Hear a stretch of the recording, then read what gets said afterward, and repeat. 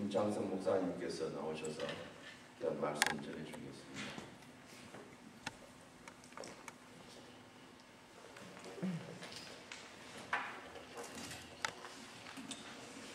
오늘은 좀 성경 공부 스타일로 공부를 해볼까 합니다. 앞으로 매주 한 6주 정도, 매주 수요일마다 6주에 걸쳐서 제가 설교할 기회가 있는데 6주에 걸쳐서 에베소서 전체의 말씀을 가지고 여러분과 함께 깊은 하나님의 은혜의 바다로 들어가 보려고 합니다. 에베소서의 전체의 주제는 하나님이 만드신 새로운 사회입니다. 하나님이 만드신 새로운 사회.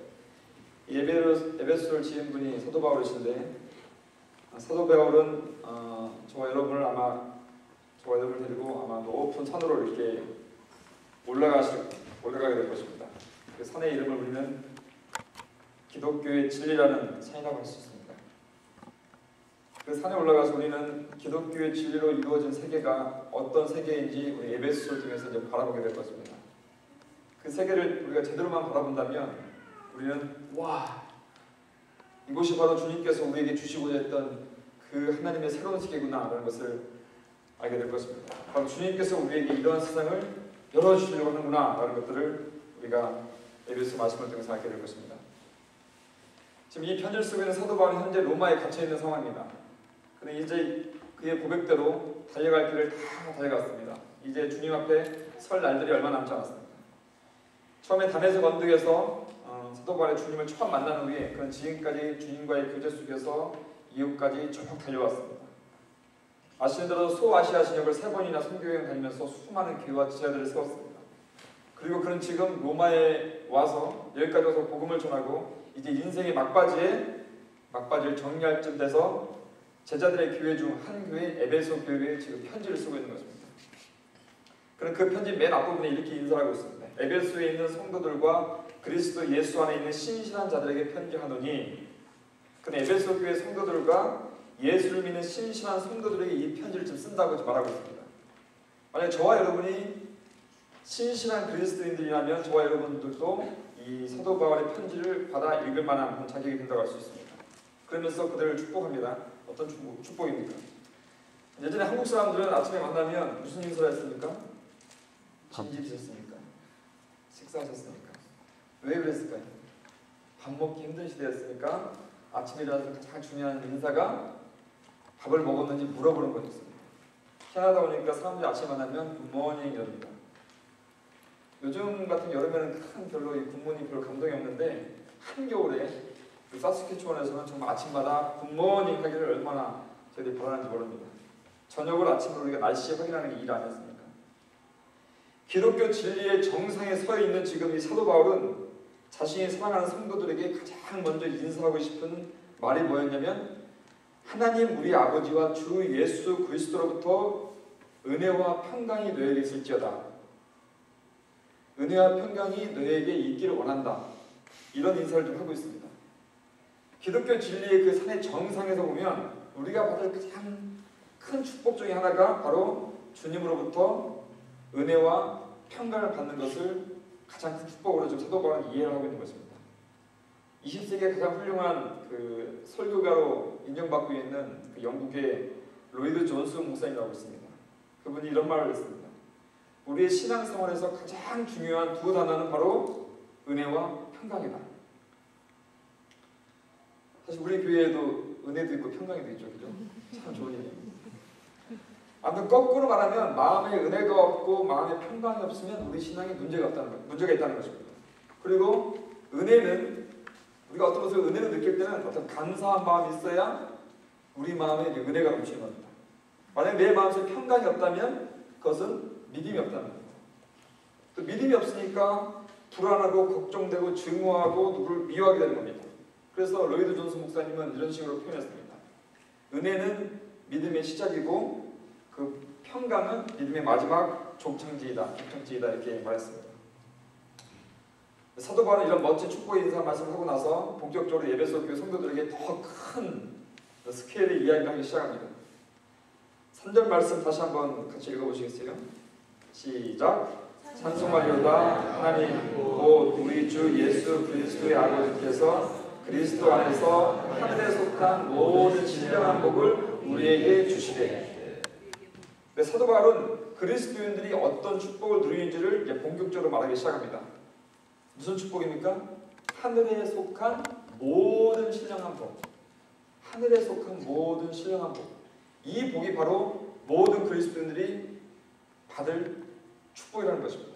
하나님께서 그의 아들 예수를 통해서 우리에게 주시고자 하는 복이 바로 하늘에 속해 있는 모든 신령한 복입니다. 바로 그리스도인들은 이런 복을 받을 사람이라는 것이 오늘 본문의 핵심 말씀입니다. 오늘 저는 여러분들과 함께 과연 하늘에 속한 모든 신령한 복, 그게 도대체 무엇인지를 좀 함께 살펴보자 하는 것입니다. 그리고 이 복이 모든 그리스도인들이 받을 만한 복이라면 과연 나도 그 복을 현재 받고 있는지 그렇지 않은지 그 복을 누리고 있는지 확인하는 시간이 되었으면 합니다. 그리고 그 복들이 얼마나 귀하고 놀라운 것인지 우리가 이 시간을 통해서 확인하고 그 복을 우리에게 주시는 그 주임을 더욱더 아름답게 찬양하는 밤이 되었으면 좋겠습니다. 아멘. 하늘에 속한 신령한 복들 중에 첫 번째 복이 있는데 그것은 뭐냐면 우리는 선택을 받았다는 것입니다. 우리는 선택을 받았다.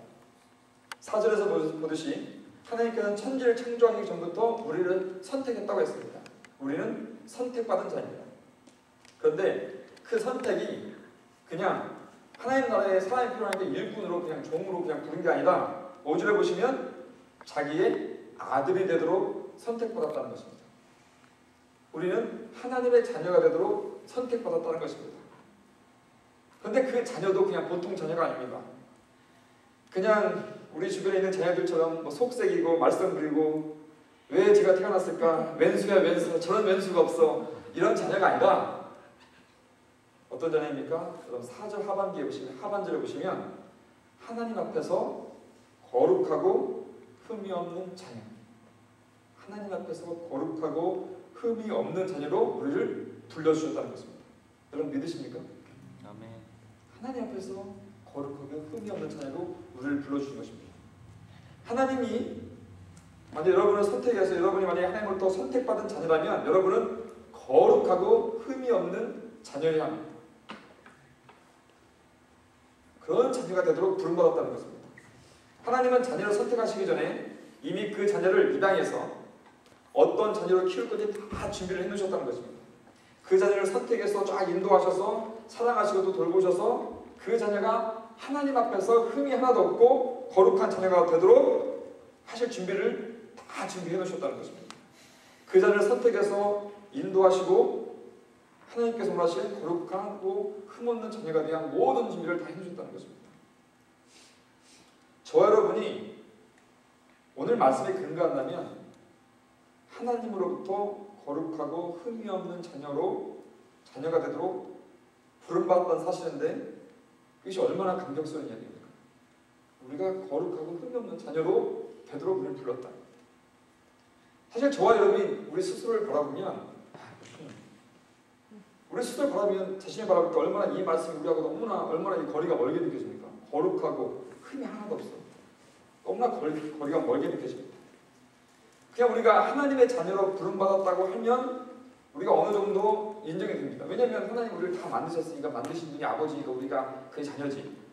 그런 것 좀 이해가 되는데 그런데 정말로 믿기 힘든 사실은 우리를 거룩하고 흠이 없는 자녀로 부르셨다는 것이 참 사실 우리 스스로 볼 때 받아들이기 힘든 내용입니다. 그런데 우리 스스로 볼 때는 그렇지만 우리가 감사한 것은 무엇이냐면 우리가 고백하는 그 하나님은 실수하지 않는 하나님이시고 후회가 없으신 좋으신 하나님이시라는 것입니다. 그분이 실수하지 않으셨다면 우리를 선택할 때도 실수하지 않으셨다는 거고 그렇다면 우리를 향한 하나님의 계획, 즉 우리를 거룩하고 흠이 없는 존재로 만들어 가신다는 계획조차도 역시 실수하지 않으신다는 것입니다. 믿으십니까? 아멘.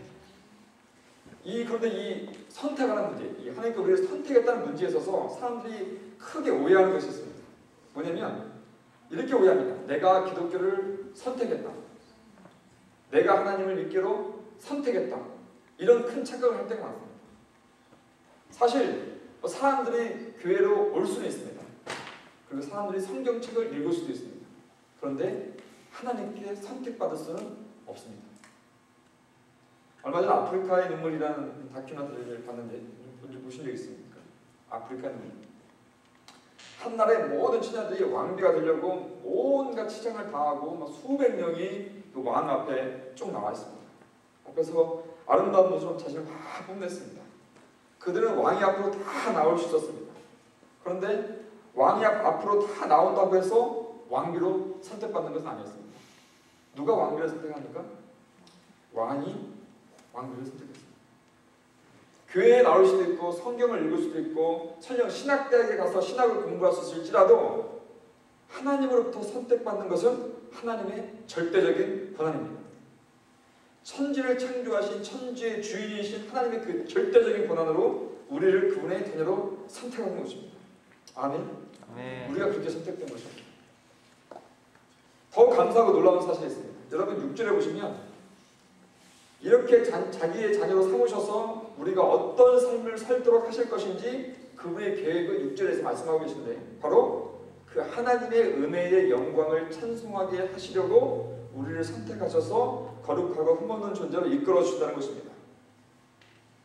이게 좀 복잡한 말이 나오는데 그분의 은혜의 영광을 찬송하는 삶, 은혜의 영광을 찬송하는 삶, 과연 이것이 무엇이겠습니까? 좀 쉽게 생각해서 그분의 은혜의 영광을 찬송하는 삶, 아무튼 그분의 은혜의 영광이라는 것을 찬송을 하려면 일단 우리가 그분의 영광이라는 게 무엇인지 알아야 우리가 그것을 찬송할 수 있습니다. 우리가 뭐가 뭔지를 알아야 찬송할 게 아닙니까? 이 찬송한다는 것은 어떤 사실을 인정하고 그것을 높이고 자랑하고 그것을 축하한다는 의미입니다. 그런데 우리가 어떤 사실을 찬송한다면 어떤 사실을 찬송하냐면 하나님의 은혜의 영광이라는 것을 우리가 찬송하게 된다는 것입니다. 하나님의 은혜의 영광이라는 것. 즉 우리가 하나님의 은혜의 영광을 알고 그 영광을 경험하고 그것을 진심으로 찬송할 수 있도록 우리가 된다는 것입니다.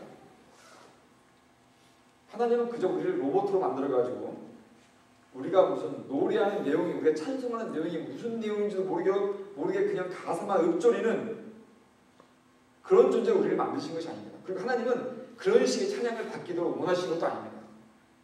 그래서 그분께서 우리의 찬송, 그것도 은혜의 찬송을, 은혜의 영광을 찬송하게 만드시겠다는 것도 우리로 하여금 그분의 은혜가 뭔지 진정 알고서 우리의 마음과 뜻과 정성을 다해서 그분을 찬송할 만큼 그분의 은혜를 우리한테 경험시켜 주시겠다는 말씀입니다.